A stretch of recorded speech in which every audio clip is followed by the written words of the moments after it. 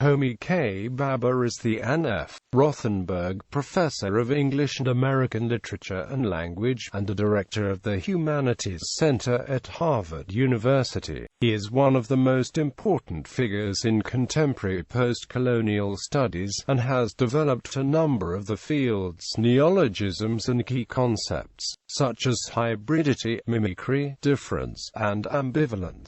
Such terms describe ways in which colonized peoples have resisted the power of the colonizer, according to Bhabha's theory. In 2012, he received the Padma Bhushan Award in the field of literature and education from the Indian government.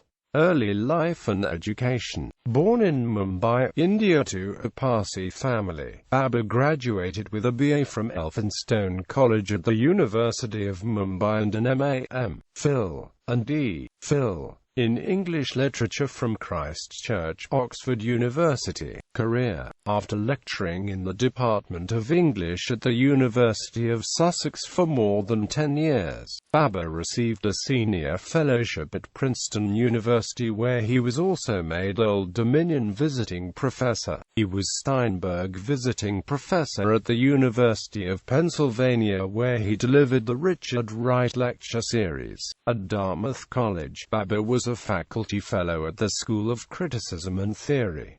From 1997 to 2001 he served as Chester D. Tripp Professor in the Humanities at the University of Chicago. In 2001-02, he served as a Distinguished Visiting Professor at University College, London.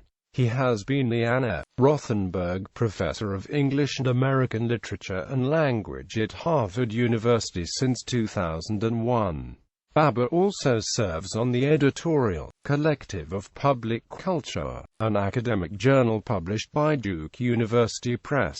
He was awarded the Padma Bhushan Award by the Government of India in 2012. Ideas. Hybridity. One of his central ideas is that of hybridization, which, taking up from Edward Said's work, describes the emergence of new cultural forms from multiculturalism. Instead of seeing colonialism as something locked in the past, Bhabha shows how its histories and cultures constantly intrude on the present, demanding that we transform our understanding of cross-cultural relations. His work transformed the study of colonialism by applying post-structuralist methodologies to colonial texts. Ambivalence. The idea of ambivalence sees culture as consisting of opposing perceptions and dimensions. Bhabha claims that this ambivalence, this duality that presents a split in the identity of the colonized other, allows for beings who are a hybrid of their own cultural identity and the colonizer's cultural identity. Ambivalence contributes to the reason why colonial power is characterized by its belatedness.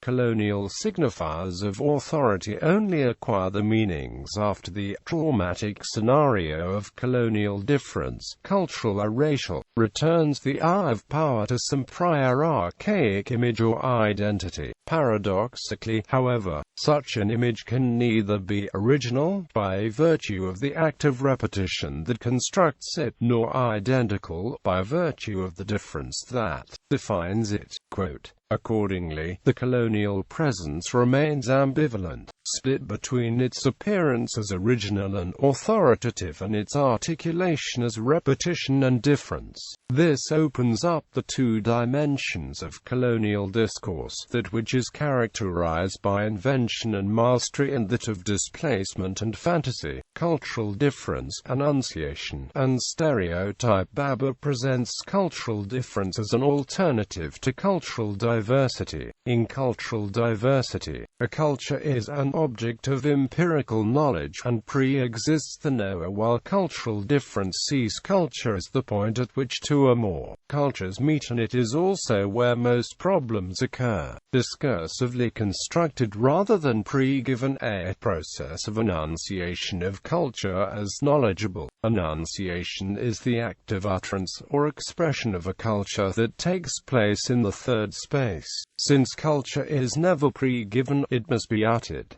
It is through enunciation that cultural difference is discovered and recognized. The enunciative process introduces a divide between the traditional stable system of reference and the negation of the certitude of culture in the articulation of new cultural meanings, strategies, in the political present, as a practice of domination or resistance. Therefore, cultural difference is a process of identification, while cultural diversity is comparative and categorized. Moreover, it is that possibility of difference and articulation that could free the signifier of skin, culture, from the fixations of racial typology. However, the stereotype impedes the circulation and articulation of the signifier of race as anything other than that. An important aspect of colonial and post-colonial discourse is the dependence on the concept of fixity in the construction of otherness.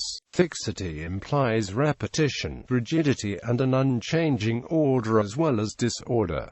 The stereotype depends on this notion of fixity. The stereotype creates an identity that stems as much from mastery and pleasure as it does from anxiety and defense of the dominant, for it is a form of multiple and contradictory beliefs in its recognition of difference and disavowal of it. Mimicry, like Bhabha's concept of hybridity, mimicry is a metonym of presence. Mimicry appears when members of a colonized society imitate and take on the culture of the colonizers. Lacan asserts the effect of mimicry is camouflage.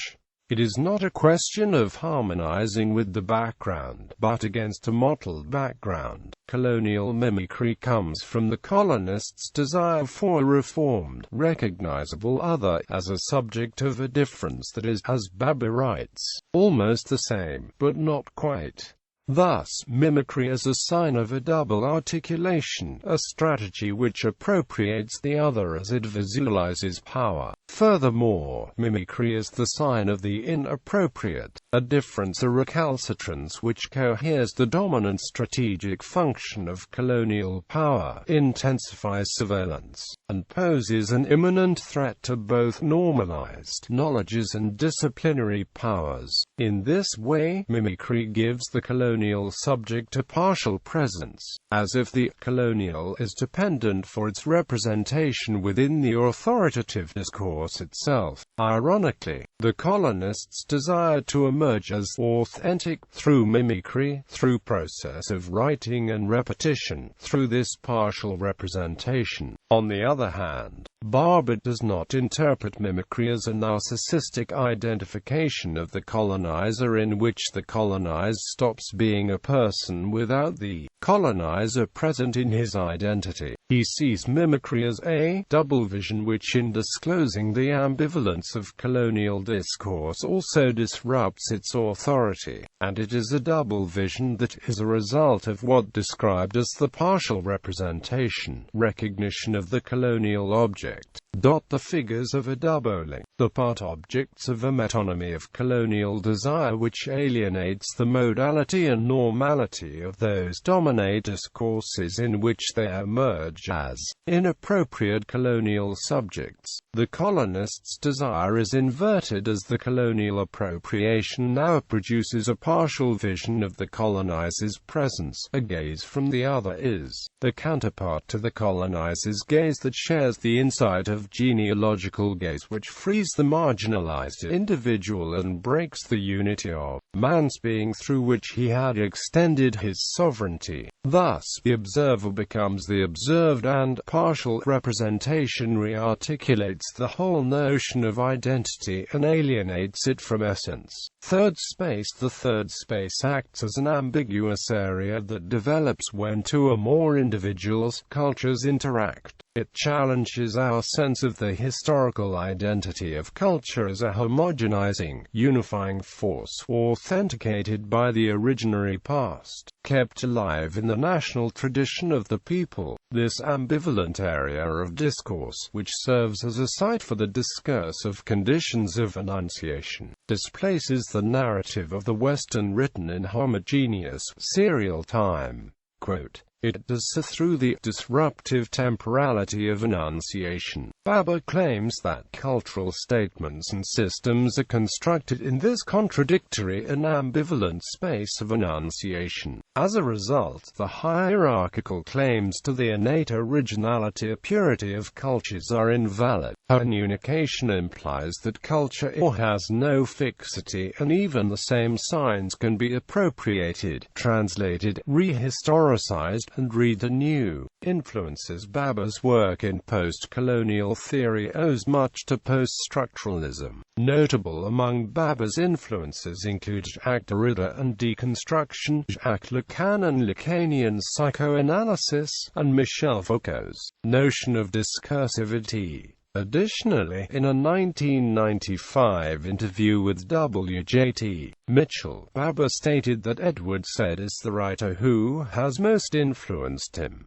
In the social sciences, Edward W. Sawyer has most thoroughly relied on and transformed Bhabha's approaches to understanding notion of space, action, and representation. Reception. Bhabha has been criticized for using indecipherable jargon and dense prose. In 1998, the journal Philosophy and Literature awarded Bhabha a second prize in its bad writing competition, which celebrates bad writing from the most stylistically lamentable passages found in scholarly books and articles. Bhabha was awarded the prize for a sentence in his The Location of Culture that reads, "If for a while the ruse of desire is calculable for the uses of discipline, soon the repetition of guilt, justification, pseudo-scientific theories, superstition, spurious authorities, and classifications can be seen as the desperate effort to normalize formally the disturbance of a discourse of splitting that violates the rational, enlightened claims of its enunciatory modality." Professor Emeritus of English at Stanford University Marjorie Perloff said that her reaction to Bhabha's appointment to the Harvard faculty was one of dismay, telling the New York Times that he doesn't have anything to say. Mark Crispin Miller, a professor of media studies at New York University, remarked on Bhabha's writing, "One could finally argue that there is no meaning there, beyond the neologisms and Latinate buzzwords. Most of the time I don't know what he's talking about." In a 2005 interview, Bhabha expressed his annoyance at such criticisms and the implied expectation that philosophers should use the common language of the common person, while scientists are given a pass from the similar use of language that is not immediately comprehensible to casual readers. In his review entitled Goodbye to the Enlightenment, Terry Eagleton provided a more substantive critique of Bhabha's work, explaining in The Guardian that Bhabha's aim is to put the skids under every cherished doctrine of Western Enlightenment, for the idea of progress to the unity of the self, from the classical work of art to the notions of law and civility. Bhabha uses India, for instance, as an example of alternative possibilities when he argues that the very idea and practice of secularism is changing. He has written fewer monographs than almost any other holder of a senior chair at Harvard. Personal life. He is married to attorney and Harvard lecturer Jacqueline Bhabha. The couple have 3 children together named Leah Bhabha, Ashan Bhabha, and Satu Bhabha. Works includes book editing duties, journal articles, and book chapters. Nation and Narration, Routledge. The Location of Culture, Routledge. Edward Said, continuing the conversation, co-ed. With W.J.T. Mitchell, 2005. ISBN 0226-532038. Cosmopolitanisms in Public Culture 12.3. eds. Sheldon I. Pollock, Homi K.Bhabha, Carol Breckenridge, Arjun Apiduri, and Dipesh Chakrabarti, 2000. In a Spirit of Calm Violence, 1993. Modernity, Culture, and the Jew, eds. Laura Marcus and Amp. Brian Chiat, 1998. Conversational art in Conversations at the Castle, Changing Audiences and Contemporary Art, Mary Jane Jacob and Michael Branson, eds. On Cultural Choice, 2000, V.S. Naipaul, 2001.